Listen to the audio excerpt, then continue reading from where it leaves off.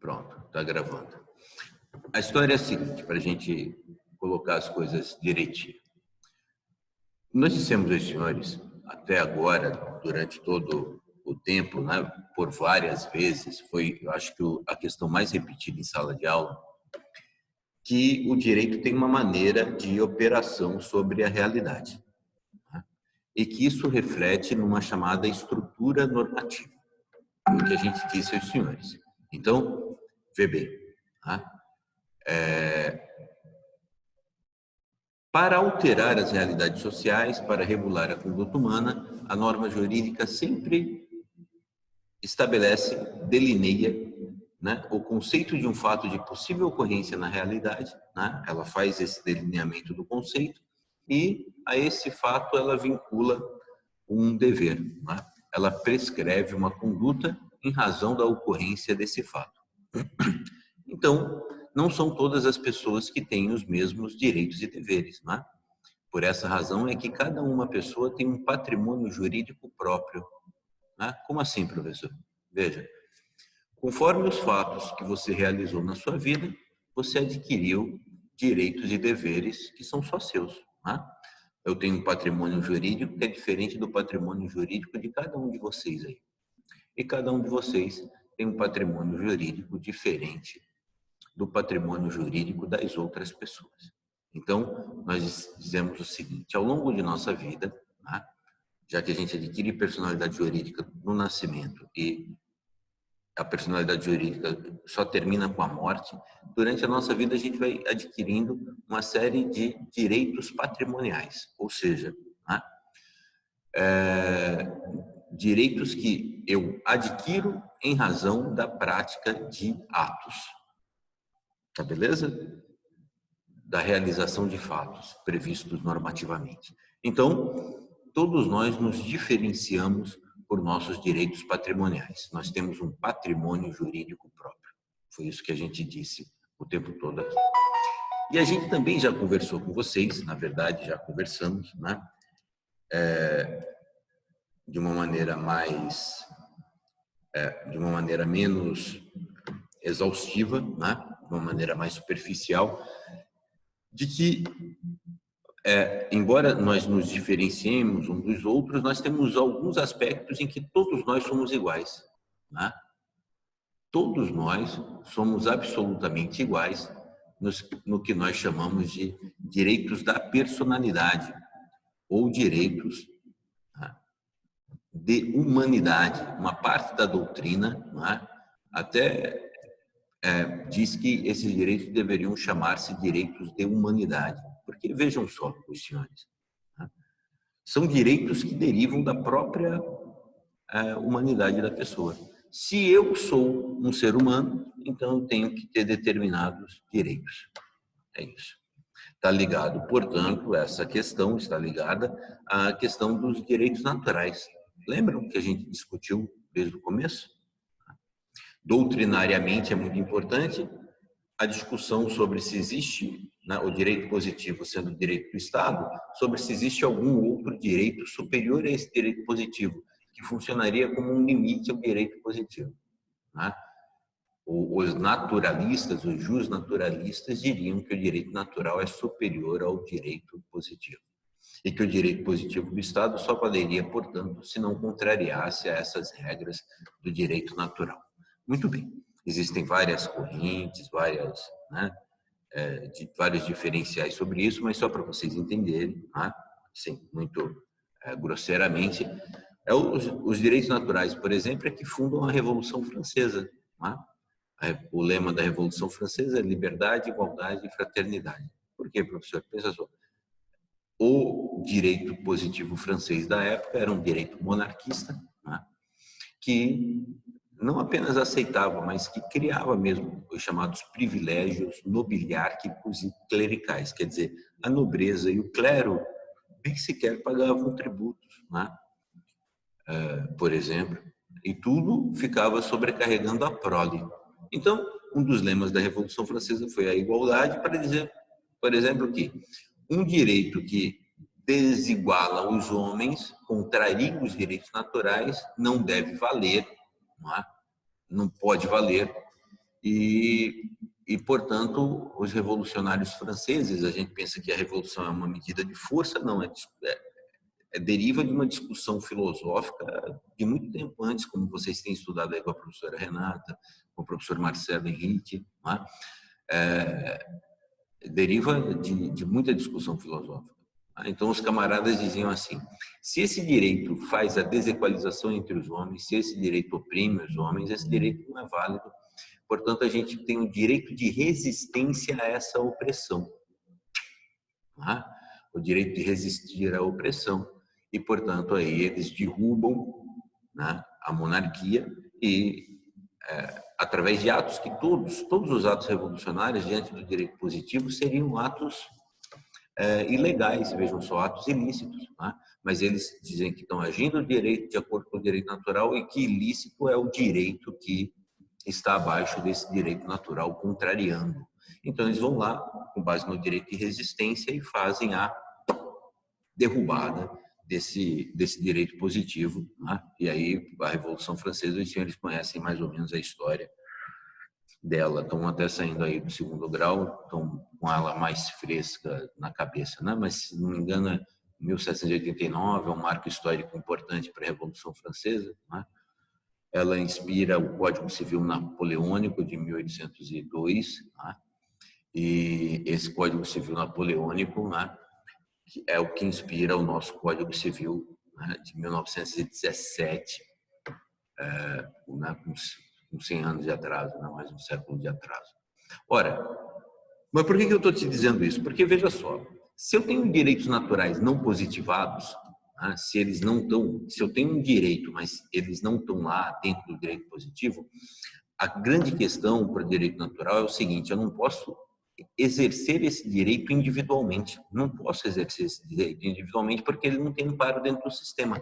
Então, eu só posso exercer esse direito coletivamente pela resistência à opressão e derrubar o próprio sistema. Tá? Então, no que a gente avançou? Vejam, se ficasse um cara revolucionário lá, francês, dizendo: ah, não, porque isso é uma opressão, eu não aceito, ele seria preso e pronto. Tá? Ou seja, o ato de afronta àquela autoridade do Estado, né, é simplesmente encarado como um ato ilícito. Você entendeu? Olha só que interessante. Né?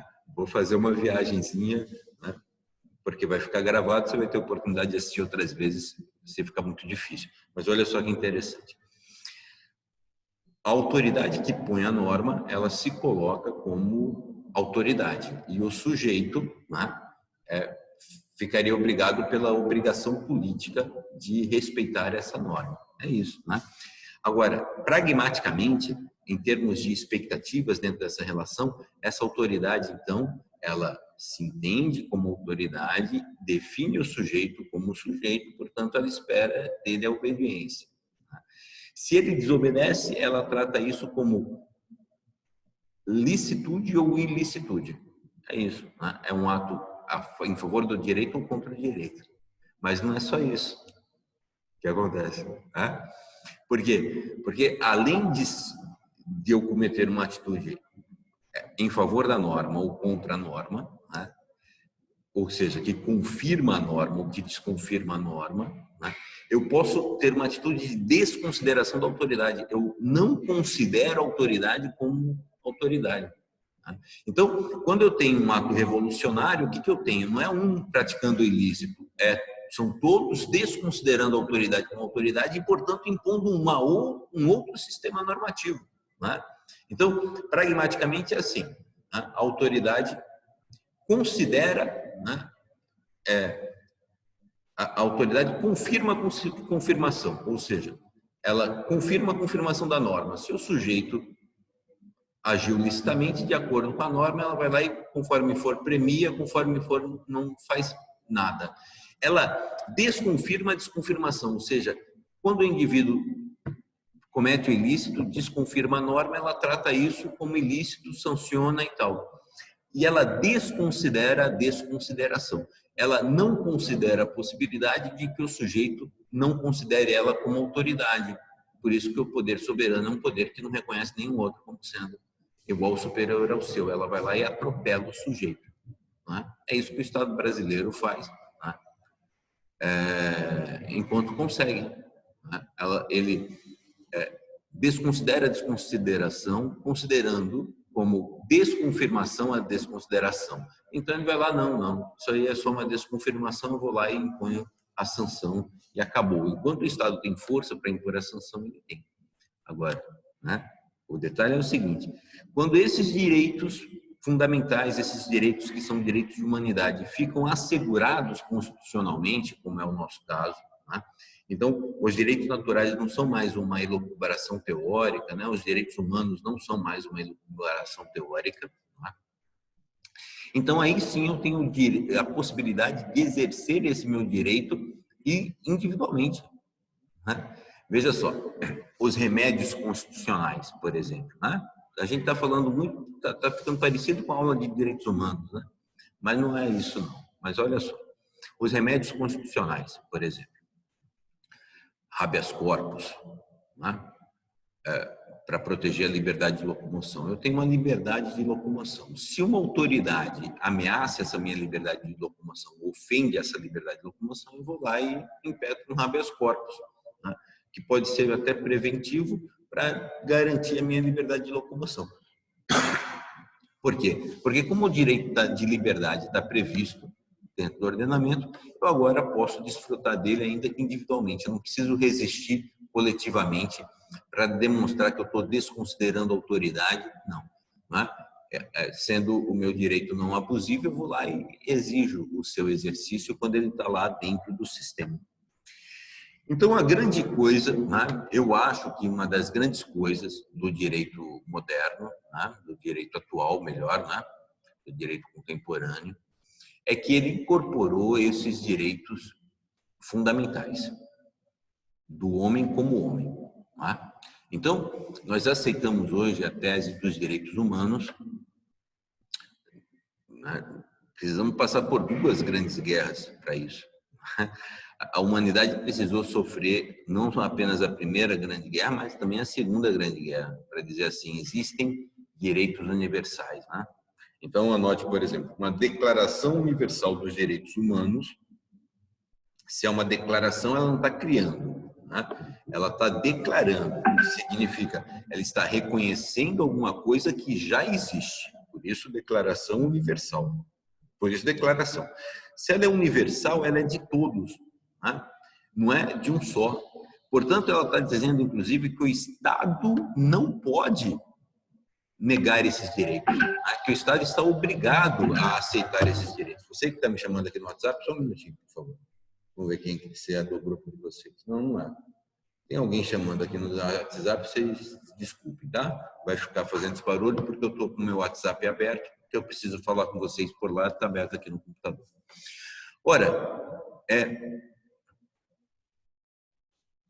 se ela é universal, ela é de todos, quer dizer, nenhum Estado pode negar esses direitos, né? Então, existem tribunais internacionais já que, inclusive, impõem sanções ao Estado. Né? Na Europa, existiram estados, né, que foram sancionados porque não promoviam o direito da pessoa homoafetiva, né, porque não admitiam a união homoafetiva e isso foi considerado uma forma de discriminação e o Tribunal Internacional pode impor sanções ao Estado. Na época do Lula, não sei se vocês se lembram, né? Mas na época do Lula, os advogados do Lula recorreram à corte, segundo o Pacto de São José, não é? Recorreram ao Tribunal Internacional Americano, esqueço só o nome do tribunal agora, para dizer assim, mas o Lula não teve direito a ser julgado numa segunda instância, porque ele já foi condenado direto pelo Supremo Tribunal Federal, né? Aí fizeram isso também lá no mensalão, com o tal dos chamados embargos infringentes, não sei se você se recorda, para dizer assim, existem direitos individuais que estão acima até dos direitos, do direito positivo do Estado, que o Estado não poderia negar aos homens. Então, se houvesse uma nova Constituição hoje, por exemplo, você acha que essa Constituição poderia, né, criar o retorno da escravidão negra, por exemplo? Você acha que seria possível? Então, admitindo que é uma nova Assembleia Nacional Constituinte, pode essa Assembleia Nacional Constituinte, que não tem nenhum limite propriamente jurídico, segundo a tese do direito positivo, né? Na tese positivista, como não existe norma superior à Constituição, não tem nada, o Constituinte poderia tudo, não é verdade? Mas se você disser assim, não pode, né? Não poderia ofender a igualdade entre os homens, não poderia ofender a liberdade, então você está admitindo que existe uma ordem de direitos que está fora até da possibilidade de que o Estado reconheça ou não, que o Estado está obrigado a reconhecer. Né? E o direito contemporâneo, né? A teoria jurídica contemporânea ocidental, né? Eu falo da ocidental porque a oriental eu não conheço, mas eu imagino que seja semelhante. Né? A teoria jurídica ocidental diz que esses direitos, né, não podem sequer, né, ser barrados, limitados pelo próprio direito estatal. Tá beleza? Com um dos princípios do direito internacional, para dizer um pouquinho mais sobre isso. Por exemplo, um dos princípios do direito internacional é a livre determinação dos povos. Cada povo faz como quer, vive como quer, se organiza como quer, e se é assim, se eles se organizam como quer, né, cada um pode fazer as suas normas. Agora, não pode, e sem que o Estado intervenha no outro. O Estado não pode ir lá e determinar como é que tem que ser o direito positivo. Os Estados Unidos não pode vir aqui, né, e querer determinar como é o nosso direito positivo, nem a China, nem ninguém.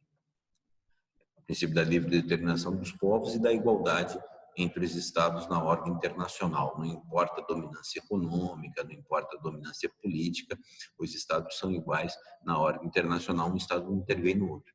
Exceto, por exemplo, em caso de violação de direitos humanos. Isso justifica uma intervenção de um Estado no outro. Né? Pode ver que todas as grandes guerras econômicas, né, do mundo sempre foram justificadas com base nos direitos humanos. Não, porque Saddam Hussein está perseguindo não sei que povo, porque fulano de tal está perseguindo os curdos e tal. Né? Então, veja só, nem o direito positivo poderia criar certas coisas. Porque o que Hitler fez, por exemplo, está de acordo com o direito alemão. A gente vai admitir que o camarada faça uma diferença lá sobre os judeus, por exemplo, a gente vai aceitar isso. Se você não aceita isso, né, você está aceitando que, hoje em dia, esses direitos fundamentais do homem são colocados acima, inclusive, da vontade estatal. Ou seja, eles não dependem de lei, né, nem do reconhecimento da lei. Por isso, uma declaração universal dos direitos humanos, né, está só declarando que já existe e é universal para todos. Né. Eles não dependem nem sequer do reconhecimento da lei, primeiro ponto. E o segundo ponto, não é? Eu não preciso fazer nada para tê-los, porra. Eu não preciso fazer nada para ter direitos e garantias fundamentais. Eu não preciso fazer nada. Derivam da minha condição humana. Essa é a questão. Né? Por isso que, de vez em quando, se revolta uma parte da sociedade dizendo assim, mas os direitos humanos só dos presos, porra, direito humano de bandido, porra, direitos humanos para humanos direitos, essa coisa toda. Mas se é um direito humano, ele é de todos. Não é? É de todos. O que acontece nessa situação aqui? Um comentário político paralelo, mas o que acontece, na verdade, nessa situação é que a gente tinha que ter uma sociedade tal que, né, nossa sociedade devia ter uma estrutura tal que a pior condição de vida da nossa sociedade fosse a condição do preso, naturalmente. Porque se ele é um infrator, se ele viola a norma penal, né, que protege os valores mínimos da sociedade, essa tem que ser a pior condição de vida. Mas ainda uma pessoa que tivesse essa pior condição dentro da sociedade teria que viver de uma maneira humanamente aceitável, essa que é a questão. Aí, como o preso está sob a tutela do Estado, o Estado tem que garantir tratamento médico, tratamento dentário para o preso, né? E para as pessoas, né, da população de rua, por exemplo, essas coisas nem sempre são garantidas. Não é corona não, viu? É uma infecçãozinha aqui. Espero, né? Ora, então, surge toda essa questão dos direitos humanos que inspira, por exemplo, lá na nossa Constituição, os direitos e garantias fundamentais, ali no artigo 5º, os direitos individuais, no artigo 7º, os direitos sociais e tal, né, que são absolutamente fundamentais, né, para a gente entender bem o direito hoje em dia, que estão aí, tem uma relevância enorme, tem uma beleza essencial, íncrita, fantástica, né? É realmente apaixonante estudar essa coisa.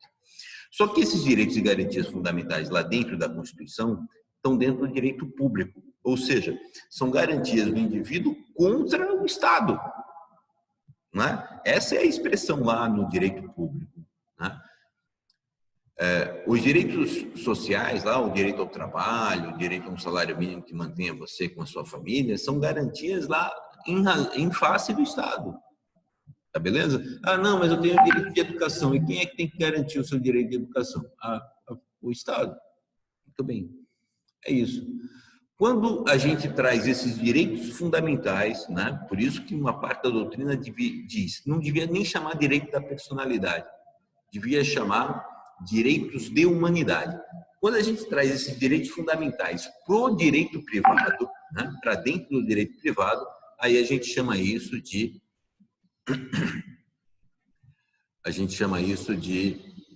direitos da personalidade. Né?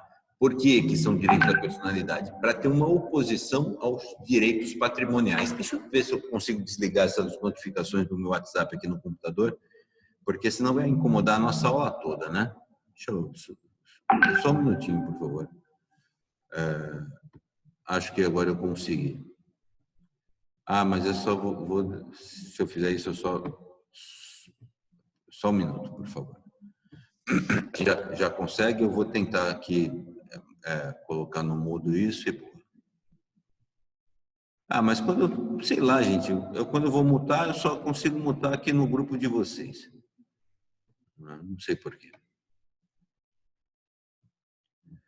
Eu não estou conseguindo ver a questão das configurações aqui, fica sempre só no grupo de vocês e tal. Vamos tentar assim mesmo, vai fazer um barulhinho de vez em quando, mas não será sempre, tá?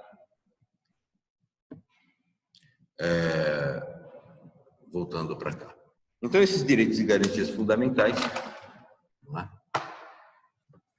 trazidos para o direito para o direito privado, são chamados de direitos da personalidade.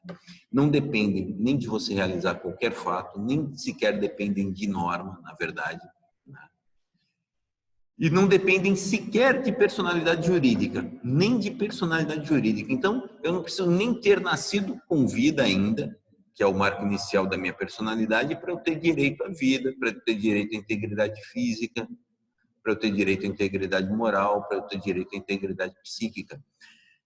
Nem eu morrendo, né? É claro que o direito à vida eu não tenho mais, mas eu tenho ainda direito à integridade física, direito ao corpo morto, né? Direito à integridade psíquica eu não tenho mais, porque eu não tenho mais psique, mas eu tenho direito à integridade moral, eu tenho direito à minha reputação, eu tenho direito à defesa, que seja defendida a minha reputação pelos meus familiares e tudo mais. Tá beleza? Esses são os direitos da personalidade. A expressão dentro do direito privado dos direitos e garantias fundamentais que estão expressos lá, né, dentro da sua Constituição Federal. É isso. Tá beleza? O que é importante para que eu acentue nesse começo, né, que é muito importante para mim acentuar, é que os direitos da personalidade, então, têm esse duplo aspecto. Um aspecto valorativo, fundamental, axiológico, né? Eles funcionam como valores fundamentais, em primeiro lugar, mas o aspecto positivado, né? Atualmente, eles estão positivados e, portanto, eles são passíveis de serem defendidos, tá beleza? Individualmente, né? Já não dependo mais dessa defesa coletiva. Esse duplo aspecto, como uma informação valorativa, né? Falando no português difícil, como informação axiológica de todo o sistema, né? E como informação normativa, né? Ou seja, como norma posta, positivada pelo sistema, né? Sempre modernamente, atualmente, a gente tem que apreciar. Tá? De um lado, eles são princípios fundamentais que interferem na interpretação sistemática do direito, informam todas as normas e tudo mais.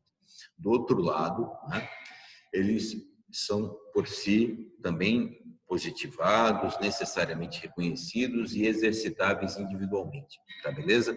Aqui, no direito privado, a gente fala dos direitos da personalidade, tá bom? Vai, então, ao seu código, por favor, né? E veja os artigos 11 até 21 é que são esses direitos da personalidade. Ou seja, aqui no Código Civil, os direitos da personalidade, os direitos de humanidade, ficaram positivados nesse trecho aqui, tá bom? É claro que eles estão detalhados em leis, né, complementares ao Código Civil, as chamadas leis marginais, à margem do Código Civil, né? São vários os estatutos que tratam de cada um desses direitos, mas o nosso legislador entendeu por bem colocar aqui entre os artigos 11 e 21, né? 11º e 21, 11 e 21, perfeito. O artigo até o 10º é ordem numeral ordinal, né? Primeiro, segundo, terceiro, quarto, quinto, sexto, sétimo, oitavo, nono e 10º. Depois é numeral cardinal, não tenho mais certeza, né? 11, 12, 13, 14. Então, dos artigos 11 ao 21, né, se eu tivesse que falar tecnicamente, eu teria sido do artigo 9º ao 21, você entendeu? E não do artigo 9 ao 21, seria mais, sei lá, de acordo com a praxe jurídica e tal. Mas, depois do 10º, nunca, né? Dos artigos 11 ao 21, nunca não, né? Não é usual. Aí você usa o número normal mesmo. Os artigos 11 ao 21 estão os direitos da personalidade, tá bom? Para a gente ficar com uma aula consistente, assim, do ponto de vista lógico, eu vou interromper agora esse vídeo, né? Já foi chamada a atenção aqui de que tem 10 minutos só para reunião, então eu vou fazer a interrupção desse vídeo agora, tá bom? E vou começar uma nova aula, vou abrir uma nova reunião e a gente trata dos outros aspectos. Quero saber o seguinte, sobre o que a gente viu agora, né? Tem alguma dúvida que vocês queiram trocar ideia ainda sobre isso que a gente já tratou? A gente tem mais uns minutinhos nessa mesma reunião.